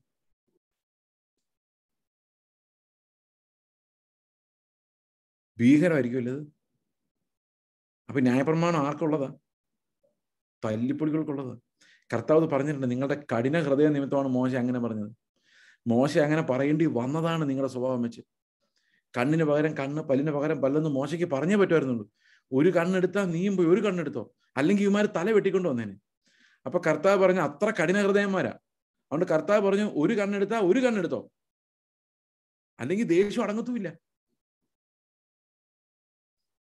ക്ഷമിക്കാൻ പറഞ്ഞിട്ട് ആത്മാവില്ലെങ്കിൽ എങ്ങനെയാ ക്ഷമിക്കുന്ന അറിയാവോ?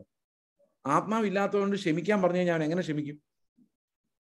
ക്ഷമിക്കാൻ പറ്റത്തില്ല അവന്. അവന്റെ ഉള്ളിൽ ഇത് കിടക്കും, കത്തി പിടിച്ച് അവന് ഭ്രാന്ത് പിടിക്കും. So we need an outlet. When you don't have the Holy Spirit in you, there is no life of Christ. ക്ഷമിക്കാനൊന്നും പറ്റിയല്ല. ക്ഷമിച്ചായിട്ട് നമുക്ക് തോന്നുന്ന ആ ഫ്രസ്ട്രേഷൻ ആൻഡ് ആങ്കർ എവിടെയെങ്കിലും പോയി നമ്മൾ ചാടിപ്പിച്ചിരിക്കും.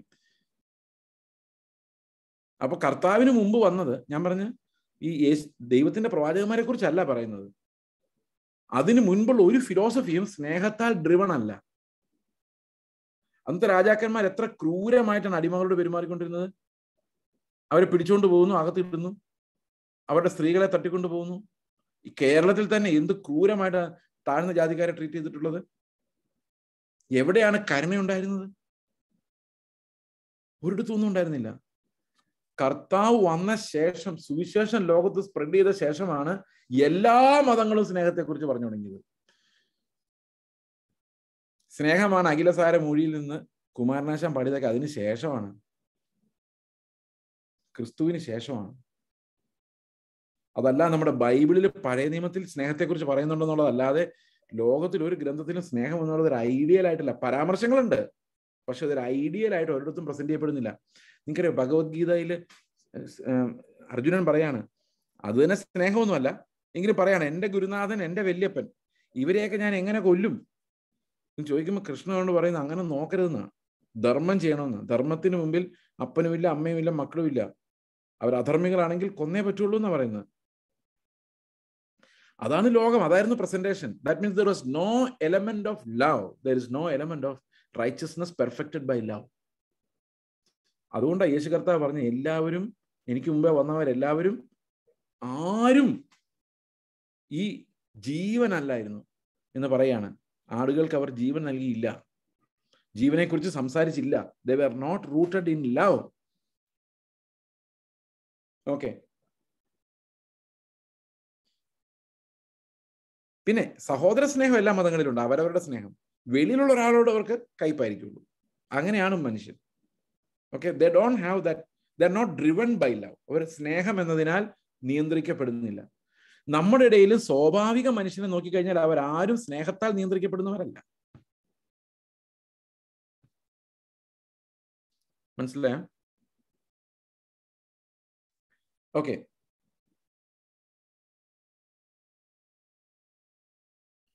അടുത്ത വാക്യം, ഞാൻ മോഷ്ടിപ്പാനും അറുപ്പാനും മുടിപ്പാനും അല്ലാതെ കള്ളൻ വരുന്നില്ല, അവർക്ക് ജീവൻ ഉണ്ടാകുവാനും സമൃദ്ധിയായിട്ടുണ്ടാകാനും അത്രേ ഞാൻ വരുന്നത്. അപ്പൊ എല്ലാ മതങ്ങളിലും ചൂഷണമുണ്ട് സഹോദരങ്ങളെ. നമുക്ക് മറ്റു മതങ്ങളുടെ കാര്യം വിടാം, നമ്മുടെ പെന്തക്കോസ്ത് മതം എടുക്കാം. ഈ പെന്തക്കോസ്ത് മതത്തിൽ ഫുൾ ചൂഷണമാണ്. ഈ ന്യൂ ജനറേഷനൊക്കെ എന്താ ചെയ്യുന്നതെന്ന് നിങ്ങൾ വിചാരിച്ചിരിക്കുന്നത്? എല്ലാ സഭകളിലും ചൂഷണമുണ്ട് മിക്കവാറും എല്ലായിടത്തും. പക്ഷേ ഈ ന്യൂ ജനറേഷൻ ചർച്ചുകൾ എന്ന് പറയുന്നത് അതിൻ്റെ ഒരു ക്രിമിനലൈസ്ഡ് വേർഷനാണ്. നമുക്കതിൻ്റെ അപകടങ്ങളെക്കുറിച്ച് അറിയില്ല. പക്ഷെ അവർ മനുഷ്യർക്ക് വിൽക്കുകയാണ് സ്വപ്നങ്ങളെ. They are selling dreams for a price. നിങ്ങളെ അവർ പ്രവചനം കൊണ്ട് സ്വപ്നം കാണിക്കും. സ്വപ്നം കാണിച്ച് അത് വിൽക്കും, നിങ്ങൾക്ക് വിൽക്കും. നിങ്ങൾ അവർക്ക് പൈസ കൊടുത്ത സ്വപ്നങ്ങളെ വാങ്ങിക്കും. അവർ മുതലാളിമാരായി മാറും. ഇതാണ് ഇന്നത്തെ ആത്മീക വ്യവസായം എന്ന് പറയുന്നത്. മോഷ്ടിപ്പാനും അറുപ്പാനും മുടിപ്പാനുമല്ലാതെ കള്ളൻ വരുന്നില്ല. എന്നാൽ ഞാൻ വരുന്നത് നിങ്ങൾക്ക് ജീവൻ ഉണ്ടാകുവാനും അത് സമൃദ്ധിയായിട്ടുണ്ടാകുവാനും വേണ്ടിയാണ്. Abundant living. എന്താണ് ഈ അബണ്ടന്റ് ലിവിങ് എന്ന് പറയുന്നത്? Life abundant. അപ്പം ക്രിസ്തുവിന്റെ ജീവൻ നമ്മളിൽ നിന്ന് അബണ്ടന്റ് ലൈഫ് ഉണ്ടാക്കുന്നു. നമ്മൾ നേരത്തെ വെച്ച പോലെ ജീവജല നദികൾ പ്രവഹിക്കുന്നു. ഒരു നദിയല്ല, streams of life, fullness of life, abundance of life. ഇപ്പൊ കർത്താവിന്റെ ജീവൻ നമുക്കൊരു അബണ്ടൻസ് തരുന്നുണ്ട്. എന്താണ് ഈ അബണ്ടൻസ് എന്നുള്ള വാക്കുകൊണ്ട് ഉദ്ദേശിക്കുന്നത്? എന്താണ് ഈ അബണ്ടന്റ് ലൈഫ്? നമ്മൾ ലോക സംബന്ധമായിട്ട് നോക്കിക്കഴിഞ്ഞാൽ എന്താണ് അബണ്ടൻസ്? നമുക്ക് പുതിയ ഫോൺ ഇറങ്ങി, 1.5 ലക്ഷം രൂപ ആയിക്കോട്ടെ, നാളെ മേടിക്കാം. അബണ്ടൻസ്. കേരളത്തിൽ വരുമ്പം ഏത് വീട്ടിൽ താമസിക്കണം? 5-6 വീട് പണിതിട്ടുണ്ട്. അബണ്ടൻസ്. വാർഡ്രോബ് നോക്കുമ്പം ഏറ്റവും ബെസ്റ്റ് ആയിട്ടുള്ള ക്ലോത്ത്സ് വെച്ചിരിക്കുന്നു. അബണ്ടൻസ്. വാഹനം ഗാരാജിൽ ഒരു 4-5 എണ്ണം ഓരോ ദിവസവും മാറി മാറി. അബണ്ടൻസ്. പക്ഷെ ഇതെല്ലാം നശിച്ചു പോകുന്ന സാധനങ്ങളാണ്. അത് നമ്മൾ എങ്ങനെയാ കാണേണ്ടതെന്ന് വെച്ച് കഴിഞ്ഞാൽ, നമ്മൾ ഈ ലോകത്ത് ജനിക്കുമ്പോൾ ഒരു കുഞ്ഞായിട്ട് ജനിക്കുന്നത് അല്ലേ? ലോകത്തിലെ ഏറ്റവും നിസ്സഹായനായ കുഞ്ഞാണ് മനുഷ്യ കുഞ്ഞ്. അതിന് കഴുത്ത് പോലും നേരെ പിടിക്കാൻ പറ്റത്തില്ല. നമ്മൾ ആ കൊച്ചിനെ എടുക്കുമ്പോൾ ഇങ്ങനെ കഴുത്ത് കൂട്ടിയെടുക്കണം. അത്ര ബലമില്ലാതെയാണ് കുഞ്ഞുണ്ടാകുന്നത്. എൻ്റെ തല അല്ലെ സ്കള്ളൊന്നും ചേർന്നിട്ടുണ്ടാവില്ല. ഹൗ ഹെൽപ്ലെസ് അല്ലേ? പശുവിന്റെ കുട്ടിയാണെങ്കിൽ ഉണ്ടായ 2 മിനിറ്റിനുള്ളിൽ ചാടി എഴുന്നേറ്റ് അതിലെ പാഞ്ഞിടക്കുന്നതാണ്. നിങ്ങൾ ആലോചിച്ച്, ഒരു കുഞ്ഞുണ്ടായി മനുഷ്യന്റെ കുഞ്ഞ് അങ്ങനെ പാഞ്ഞു നടക്കുന്നത് ചിന്തിക്കാൻ പറ്റത്തില്ലല്ലേ? 1 വർഷമൊക്കെ അവനെ എടുത്തുകൊണ്ട് നടന്നൊക്കെയാണ് അവനിന്ന് നിലത്ത് നിന്ന് ഒരു കാലെടുത്ത് വെക്കുന്നത്. 1 വർഷം. പതുക്കെ പതുക്കെ ഈ ടൈം എന്ത് ചെയ്യുന്നറിയോ? ഇവൻ ഇങ്ങനെ ഓരോ സാധനങ്ങൾ കൊടുത്തുകൊണ്ടിരിക്കും. ആരോഗ്യം കൊടുക്കും, പണം കൊടുക്കും, അപ്പനന്മാരെ കൊടുക്കും, വിദ്യാഭ്യാസം കൊടുക്കും, വളർച്ച കൊടുക്കും. പിന്നെ അവൻ കല്യാണം കഴിക്കും, ജോലി കിട്ടും, കല്യാണം കഴിക്കും, ഭാര്യ കൊടുക്കും, മക്കളെ കൊടുക്കും, പ്രൊമോഷൻ കൊടുക്കും, സമ്പത്ത് കൊടുക്കും, വീട് കൊടുക്കും. അങ്ങനെ നമ്മൾ വലിയ ആളാവും. സമയം ഇതെല്ലാം തരുന്നത് നമുക്ക്. ടൈം എല്ലാത്തിനും ആ സമയാസമയം നമുക്കത് ലഭിച്ചുകൊണ്ടിരിക്കും. എന്നിട്ട് എന്ത് ചെയ്യുന്നറിയോ? ഈ സമയം ഓരോന്നോരോന്നും തിരിച്ചും കിടക്കും. അപ്പനെ അമ്മയെ എടുക്കും, ബൈ ബൈ പറഞ്ഞു വിടും, അവരെ വിടും. പിന്നെ റിട്ടയർ ചെയ്യും, ജോലി പോകും. മക്കളെ കല്യാണം കഴിപ്പിച്ച് അവരെയും പറഞ്ഞു വിടും. പിന്നെ ആരോഗ്യം കുറഞ്ഞു വരും. കാലം നമുക്ക് തന്നു, അതെല്ലാം തിരിച്ചിടും. പിന്നെ ബന്ധങ്ങളെല്ലാം തീരും, ഓർമ്മ പോകും. ടൈം എന്തെല്ലാം നമുക്ക് തരുമോ അതെല്ലാം തിരിച്ചു വയ്ക്കും. ഒന്നൊഴിയാതെ എല്ലാം അവൻ തിരിച്ചെടുക്കും. ഈ സമയം തിരിച്ചെടുക്കും. തിരിച്ചെടുത്തിട്ടേ നമ്മൾ ഇവിടുന്ന് വിടുള്ളൂ. നമ്മൾ ആദ്യം ആ കുഞ്ഞ് എങ്ങനെ ഹെൽപ്ലെസ് ആയിട്ട് ജനിച്ചോ അതുപോലെ ഹെൽപ്ലെസ് ആയിട്ട് ഏതെങ്കിലും ഹോം നേഴ്സ് അങ്ങോട്ട് തിരിച്ചു കിടത്തും, ഇങ്ങോട്ട് തിരിച്ചു കിടത്തും. എവിടെ പൈസ വെച്ചെന്ന് ഓർമ്മയില്ല, എവിടെയാ എന്താ ഞാൻ പഠിച്ചതെന്ന് ഓർമ്മയില്ല. PhD ഒക്കെ കഷ്ടപ്പെട്ട് എടുത്തതാ. ഓർമ്മ പോയി കഴിയുമ്പോൾ എന്ത് PhD, ഞാൻ ആരാന്ന് പോലും മറന്നു പോകും. അതിനിടയിൽ നിങ്ങൾ പ്രവാചകന്മാർ പറയുന്ന കേട്ട് ഊടുപാടെ വിടുതലെടുത്തവരായിരിക്കും. അതെല്ലാം എന്തൊക്കെ വിടുതൽ, ഏതൊക്കെ പ്രവാചകൻ എന്ന് പോലും മറന്നുപോകും.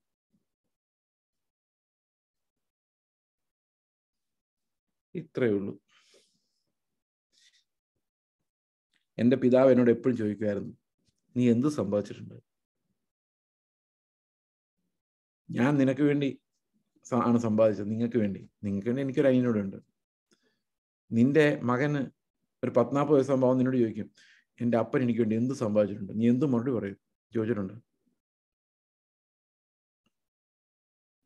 പക്ഷെ ഇപ്പൊ അപ്പൻ്റെ പ്രായമായി, 83 വയസ്സായി, ഓർമ്മകൾ മങ്ങി തുടങ്ങി, സമ്പാദിച്ചു വെച്ചതിലുള്ള ഗ്രിപ്പ് ലൂസായി തുടങ്ങി.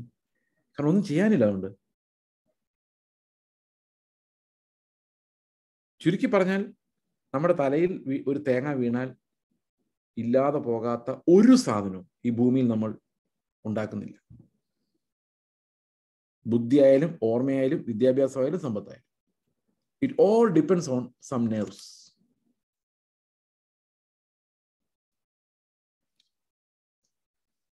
നിങ്ങൾ വെറുതെ ഓടുന്നതൊക്കെ വ്യർത്ഥമത്രേ.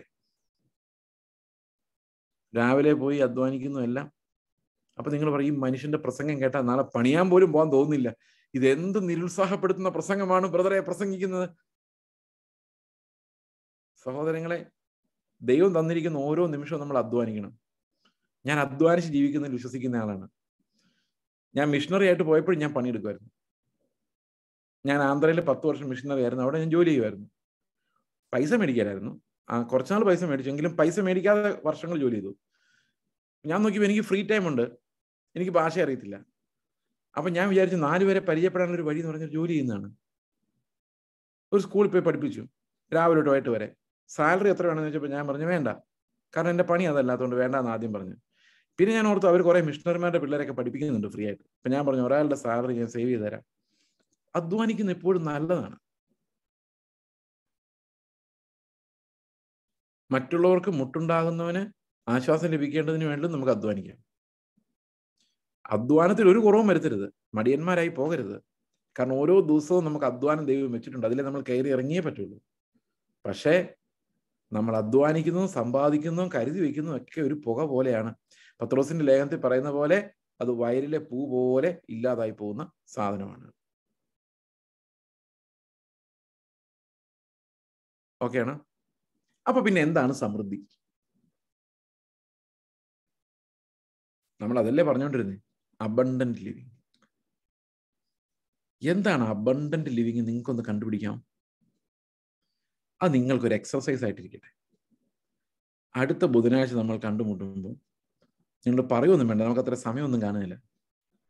എങ്കിലും മനസ്സിൽ കരുതാം, എന്താണ് അബണ്ടന്റ് ലൈഫ്? ആ അബണ്ടന്റ് ലൈഫ് എങ്ങനെയാണ് കർത്താവ് നമുക്ക് തരുന്നത്? Let's meditate for 1 week. ഈ ഒരു ആഴ്ച നിങ്ങൾക്ക് അതൊരു അനുഭവമായി മാറട്ടെ എന്ന് പ്രാർത്ഥിക്കും. God bless you. God bless U.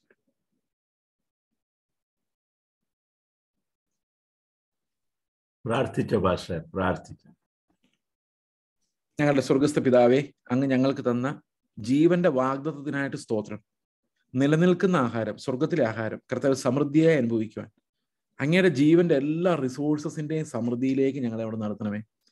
ജീവനും ഭക്തിക്കും ക്രിസ്തുവിന്റെ പരിജ്ഞാനത്തിൽ ജീവിക്കാൻ ആവശ്യമായ എല്ലാ ധനസമൃദ്ധിയിലൂടെ ഞങ്ങളെ നടത്തി കർത്താവിന്റെ ജീവൻ ഞങ്ങൾക്കൊരാഘോഷമാക്കി അവിടുന്ന് മാറ്റണം. ഒന്നിലും കുറവില്ലാത്തവരായി പിതാവിനെ പ്രസാദിപ്പിക്കുവാൻ ക്രിസ്തു ഞങ്ങൾ വസിച്ച് ആ സ്നേഹത്തിന്റെ സമൃദ്ധിയിൽ ഞങ്ങളെ നിറയ്ക്കണമെന്ന് ഞങ്ങൾ അങ്ങോട്ട് പ്രാർത്ഥിക്കുന്നു. നന്ദിയോടെ സ്തോത്രം. കർത്താവായ യേശു ക്രിസ്തുവിന്റെ നാമത്തിൽ തന്നെ. ആമേൻ.